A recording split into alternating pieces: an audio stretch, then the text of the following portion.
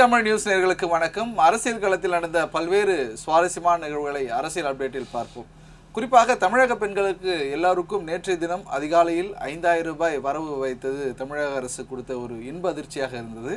இதைத் தொடர்ந்து அரசியல் களத்தில் பல்வேறு சுவாரஸ்யமான நிகழ்வுகள் நடந்தது. ஒருபுறம் சேலத்தில் தாவேகா தலைவர் விஜய் அவர்களுடைய அரசியல் பேச்சு தற்போது சமூக வலைதளங்கள் மட்டுமல்லாமல் அரசியல் வட்டாரத்திலும் ஒரு பெரும் அதிர்வலையை ஏற்படுத்தியிருக்கிறது. அதுக்கு அதிமுக, திமுக மற்றும் பல்வேறு அரசியல் கட்சியினர் தொடர்ந்து எதிர்வினை ஆற்றி வரக்கூடிய நிலையில் தற்பொழுது அதாவது பாஜக மாநில தலைவர் நயனார் நாகேந்திரன் தற்பொழுது விஜயை விமர்சிக்கும் வகையில் அவர் பேசிய சர்ச்சைக்குரிய வார்த்தை தற்போது அரசியல் வட்டாரங்கள் ஒரு பெரும் பரபரப்பாக ஏற்படுத்தியிருக்கிறது.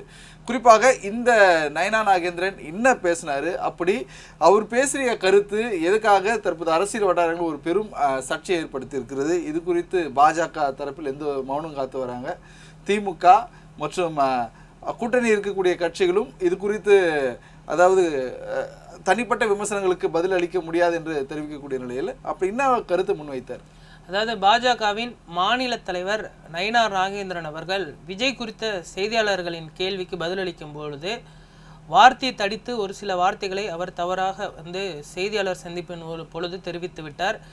விஜய் குறித்தும் அவர் உறவு குறித்தும் தற்பொழுது அவர் பேசியிருக்கக்கூடிய இந்த பேச்சு என்பது தற்பொழுது சமூக வலைதளங்களில் கடும் கண்டனங்களை தொடர்ந்து தெரிவித்து வருகின்றனர். அது மட்டுமல்லாது திமுகவின் தலைவர்களும் தொடர்ந்து தமிழச்சி தங்கப்பாண்டியனாக இருக்கட்டும், அதே போன்று திமுகவின் மூத்த தலைவர்கள் தொடர்ந்து கடும் கண்டனங்களை தற்பொழுது தெரிவித்து வருகின்றனர்.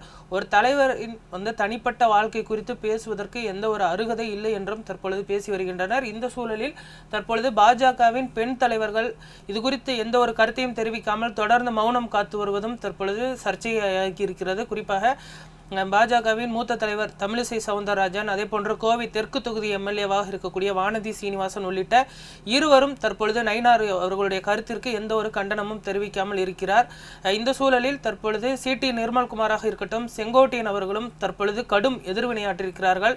அவரெல்லாம் ஒரு ஆளா, அவருக்கு நான் பதில் சொல்ல வேண்டிய ஒரு அவசியம் இல்லை என்று செங்கோட்டையன் அவர்கள் தெரிவித்திருக்கிறார். அதே போன்று அரசியலில் இருப்பதற்கே தகுதியற்றவர் நயனார் நாகேந்திரன் என்று சிடி நிர்மல்குமார் அவர்கள் தெரிவித்திருக்கிறார். சிடி நிர்மல்குமாரை பொறுத்தவரை ஏற்கனவே பாஜக, அஇஅதிமுக உள்ளிட்ட கட்சிகளில் பயணித்து தற்பொழுது தாவேகாவில் இணைந்திருக்கக்கூடியவர் கொள்கை பரப்பு செயலாளராகவும் இருந்து வரக்கூடிய நிலையில் தற்பொழுது சிடி நிர்மல்குமார் மற்றும் செங்கோட்டையன் அவர்கள் கடும் கண்டனம் தெரிவித்திருக்கிறார்கள். தாவேகாவின் தலைமை கழகத்திலிருந்து இது தொடர்பாக கண்டன அறிக்கை வெளியிடப்படுமா என்று சொன்னால், கடந்த காலங்களில் பாஜகவை விமர்சனிக்கவில்லை என்ற ஒரு கடும் குற்றச்சாட்டு வைக்கப்பட்டு வரக்கூடிய நிலையில் தற்பொழுது விஜய் அவர்களுடைய தனிப்பட்ட விஷயங்கள் குறித்து தற்பொழுது அவர் பொதுவெளியில் ஒரு முக்கியமான ஒரு விஷயத்தை பேசியிருக்கிறார். அதற்கு தற்பொழுது திமுகவின் மூத்த தலைவர்களும் கண்டனங்களை தெரிவித்து வருகிறார்கள். இப்பொழுதாவது தாவேகா இந்த விமர்சனங்களுக்கு பதிலளிக்க வேண்டும், இது போன்ற பேச்சுக்களை தலைவர்கள் நிறுத்திக் கொள்ள வேண்டும் என்றும் தெரிவிக்கப்பட்டிருக்கிறது.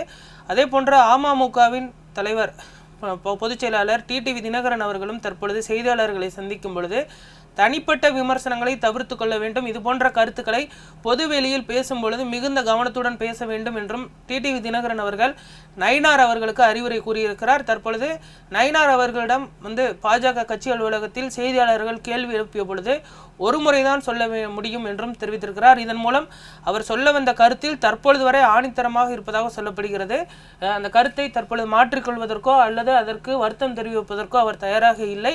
இந்த சூழலில் தற்பொழுது குஷ்பு உள்ளிட்டவர்கள் இதற்கு என்ன எதிர்வினையாற்றப் போகிறார்கள்? குஷ்பு தாவேகா தலைவர் விஜய் என் தம்பி அப்படின்ட்டு விஜய்க்கு ஒரு ஆதரவான மனப்பான்மையில தான் குஷ்பு தன்னுடைய செய்தியாளர்கள் சந்திப்பாகட்டும், அதாவது அரசியலை தாண்டி ஒரு தேசிய மகளிர் ஆணையத்தினுடைய உறுப்பினராகவும் இருந்தவங்க குஷ்பு, திமுகவினர் பெண்கள் குறித்து அவதூறாக பேசும்பொழுது கூட குஷ்பு கடும் கண்டனம் தெரிவித்திருக்கிறாங்க.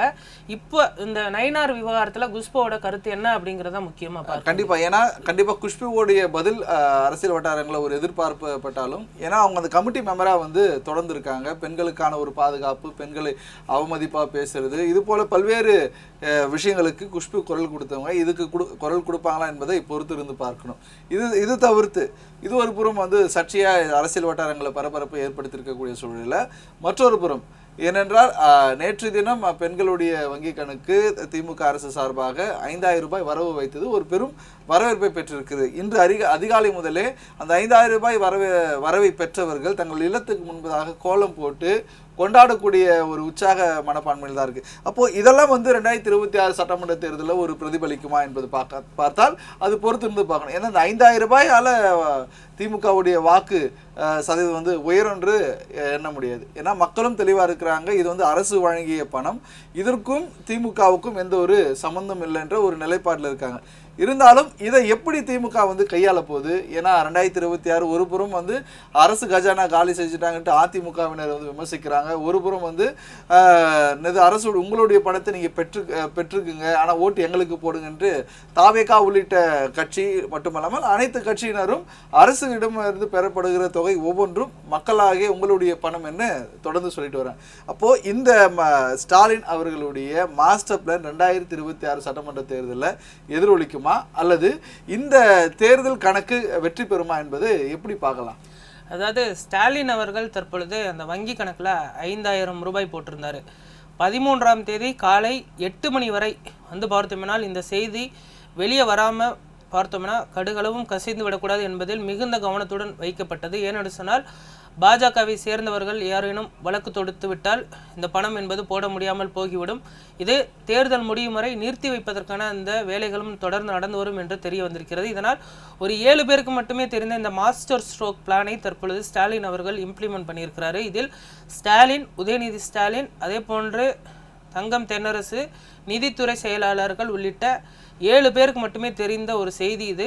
8 வந்து தேசிய வங்கிகளுக்கும் வந்து இரவோடு இரவாக செய்திகளை சொல்லி அவர்கள் பணத்தை உடனடியாக ரிலீஸ் செய்து அவருடைய வங்கி கணக்கில் காலை 8 மணிக்கு ஆரம்பித்து 11 மணிக்குள் வந்து பார்த்தோமேனால் 1 கோடி பேருக்கும் வந்து அந்த வங்கி கணக்கில் பணம் செலுத்தப்பட்டு விட்டது, பணம் எடுக்கப்பட்டு விட்டது. இதனால் மீண்டும் தற்பொழுது வழக்கும் தொடர முடியாது. அதே சமயத்தில் அது தொடர்பாக எந்த ஒரு நடவடிக்கையும் எடுக்க முடியாத ஒரு சூழலில் தான் இருக்கிறது. பாஜகவின் தமிழக தலைவர் நயினார் நாகேந்திரன் அவர்கள் தெரிவிக்கும் பொழுது இந்த செய்தி நான் அறிந்தவுடனே எனக்கு வந்து பார்த்தோம்னால் தலையை சுற்றிவிட்டது வந்து அப்படின்னு சொல்லியிருந்தாரு. இது வந்து ஸ்டாலின் அவர்களுக்கு எந்த அளவுக்கு கை கொடுக்கும் அப்படிங்கிறத நம்ம வந்து பொறுத்திருந்தா கண்டிப்பா. ஏன்னா பொங்கல் தொகுப்பு 3000 என்பது அனைத்து தரப்பு மக்களுக்கும் சென்றடைஞ்சு, முதியோரோ இல்லை அந்த யாரெல்லாம் வந்து ரேஷன் அட்டை உடையவர்களுக்கு எல்லாருக்கும் வந்து இந்த 3000 ரூபாய் பொங்கல் தொகுப்பு வந்து சராசரியாக போச்சு. ஆனால் இந்த 5000 ரூபாய் பணம் என்பது பல்வேறு தரப்பினருக்கு வந்து இன்னும் பெறப்படலை.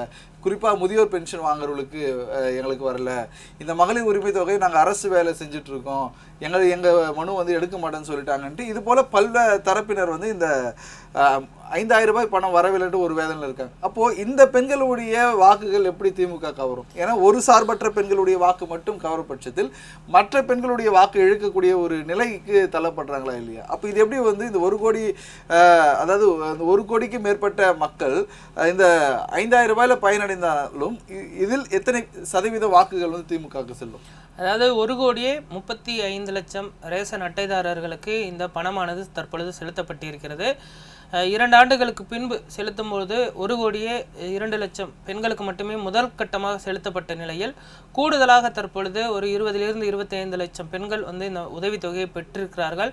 தமிழகத்தை பொறுத்தவரை மொத்த ரேஷன் அட்டைகள் என்று பார்த்தோமெனால் 2 கோடிக்கு மேல் இருக்கிறது. இதில் அரசு ஊழியர்களுக்கு வந்து பார்த்தோமெனால் பண உதவி அவர்கள் தர முடியாது. அதே போன்று வேறொரு திட்டத்தில் விதவை பென்ஷனோ அல்லது முதியோர் ஓய்வூதிய திட்டமோ பெற்றுக்கொண்டிருந்தால் அவர்களுக்கும் மகளிர் உதவித்தொகை கிடையாது என்பது அரசினுடைய கொள்கை முடிவு. அதே போன்று ஒரு சிலர் பார்த்தோமேனால் தங்களுக்கு பணம் வரவில்லை என்ற ஒரு அதிருப்தியில் இருப்பதாக சொல்லப்படுகிறது. அவர்களை எப்படி சமாளிக்கப் போகிறார்கள் என்பதுதான் தற்பொழுது இருக்கக்கூடிய மிகப்பெரிய ஒரு கேள்வியாக இருக்கிறது. ஏன்னு சொன்னால் மொத்த வாக்குகளில் ஒரு 60% வாக்குகளை எப்படியாவது பெற்றுவிட வேண்டும் என்பது திமுகவினுடைய கணக்காக இருக்கிறது. நீங்கள் சொன்னது போலவே 2 கோடி ரேஷன் அட்டைதாரர்கள் இருக்கிறார்கள். இதில் 1,35,00,000 ரேஷன் அட்டைதாரர்களுக்கு தற்பொழுது வழங்கப்பட்டிருக்கிறது.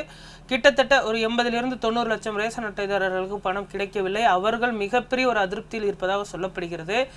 அவர்களுடைய வாக்குகளை எப்படி வந்து பெறப்போகிறார் என்று சொன்னால் அதிருப்தி, அதாவது 5000 அவர்களுக்கு வந்து விட்டது, எங்களுக்கு வரவில்லை என்று மிகப்பெரிய ஒரு பேசுபொருளாகவும் இது மாறி இருக்கிறது. அதே போன்று எதிர்க்கட்சிகளை சேர்ந்தவர்களும் இதில் பெற்றிருக்கிறார்கள், அஇஅதிமுக பாஜகவை சேர்ந்தவர்களும்.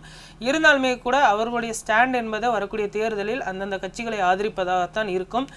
வரக்கூடிய காலங்கள் வந்து மிகப்பெரிய ஒரு சுவாரஸ்யமாக இருக்கும். ஏன்னு சொன்னால் தேர்தல் அறிக்கை வெளியிட்டதற்கு பின்பு மீண்டும் பல முக்கிய மாற்றங்கள் நிகழும். அதே போன்று பல புதிய அறிவிப்புகளை வெளியிடுவதற்கும் தற்பொழுது திமுக திட்டமிட்டு இருக்கிறது. கண்டிப்பா, ஏன்னா மார்ச் மாதம் நெருங்குறதுக்கு இன்னும் 2 வாரங்கள் இருக்கக்கூடிய நிலையில இந்த மார்ச் மாதத்தை ஒட்டி அதாவது திமுகவுடைய தேர்தல் அறிக்கையும் வெளியாக இருக்கு.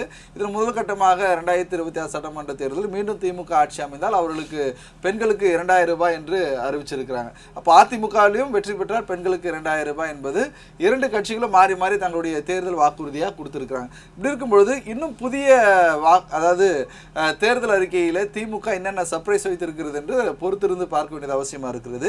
இதெல்லாம் ஒருபுறம் இருக்க, தாவேகா தலைவர் நேற்றைய தினம் அவருடைய உரையில் தெரிவிச்சிருந்தாரு, இலவசங்கள் என்பதற்கு மட்டுமல்லாமல் இளைஞர்களுடைய முன்னேற்றத்திற்கும் அதே போல பெண்களுடைய முன்னேற்றத்திற்கும் அனைத்து, அதாவது விவசாயம் மற்றும் தொழில் முனைவோர் எல்லாருக்கான முன்னேற்றமாகவும் இந்த தேர்தல் அறிக்கையானது தயார் செய்யப்பட்டிருக்கிறது. முற்றிலும் மாறுபட்ட ஒரு தேர்தல் அறிக்கையாக 2026 தாவேகாவுடைய தேர்தல் அறிக்கை இடம்பெறும் எனவும் அவர் உறுதியளிச்சிருக்காரு. அப்போ 2026 சட்டமன்ற தேர்தலில் எந்த தேர்தல் அறிக்கை யாருடன், அதாவது யாருடைய தேர்தல் அறிக்கை மக்கள் மன்றத்தில் ஏற்கப்படும் என்பதை பொறுத்திருந்து பார்க்கலாம். தமிழக அரசியல் நிலவரம் குறித்து அரசியல் அப்டேட் நிகழ்வில் பல்வேறு முக்கிய விஷயங்கள் குறித்தும் விவாதத்தை பார்த்தோம். மீண்டும் அடுத்து வரக்கூடிய நிகழ்வில் மீண்டும் ஒரு சந்தர்ப்பத்தில் சந்திக்கலாம். உங்களிடமிருந்து விடைபெறுவது நான் சிவராமன். நான் சாமுவேல் எபினேசர்.